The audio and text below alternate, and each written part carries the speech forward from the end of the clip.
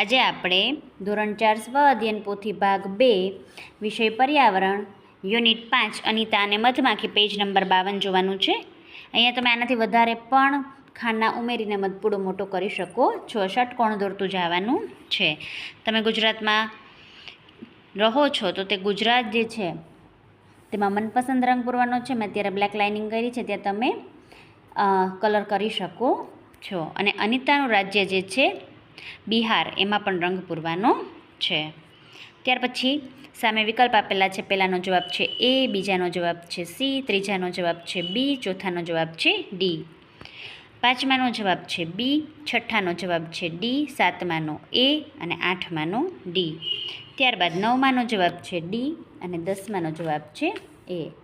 ત્યાર પછી એક ચિત્ર આપેલું છે, તો ચિત્રની અંદર તમને ગમે તેવો તમે રંગ પૂરી શકો છો. પછી પ્રશ્ન 5 જોઈ લઈએ. પ્રશ્નોના જવાબ લખો.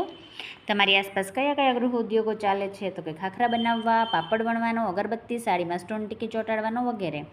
આ ગૃહ ઉદ્યોગમાં કઈ કઈ વનસ્પતિઓ બને છે?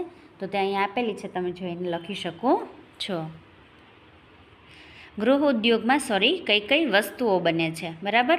ખાખરા, પાપડ, અગરબત્તી જે કંઈ પણ બનતું હોય તે લખવાનું છે.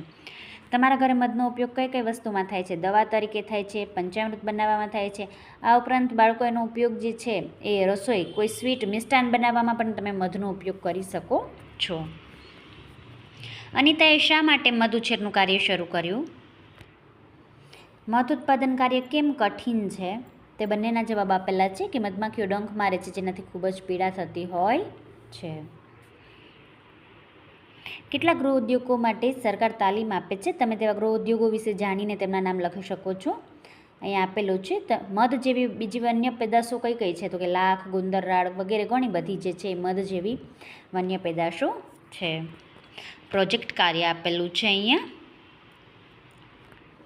કે તમારી આસપાસ ગૃહ ઉદ્યોગ દ્વારા રોજગારી મેળવતા કોઈ એક વ્યક્તિની મુલાકાત લેવાની છે અને તેની માહિતી એકત્ર કરીને લખવાની છે. મેં અહીંયા કિશોરભાઈ વિશેની માહિતી લખેલી છે. તમે તમારી આજુબાજુમાં કોઈ રોજગારી મેળવતા હોય આવો ગૃહ ઉદ્યોગ દ્વારા, તો એની માહિતી લખી શકો છો.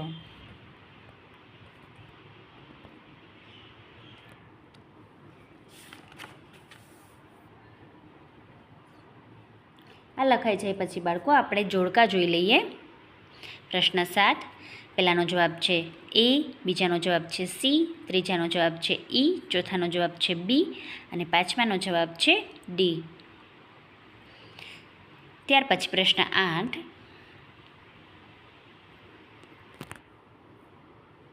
અહીં વિગતો આપેલી છે. શું એ રોજગારી આપી શકે અને શું રોજગારી ન આપી શકે, બરાબર? એ હા કે ના લખવાનું છે.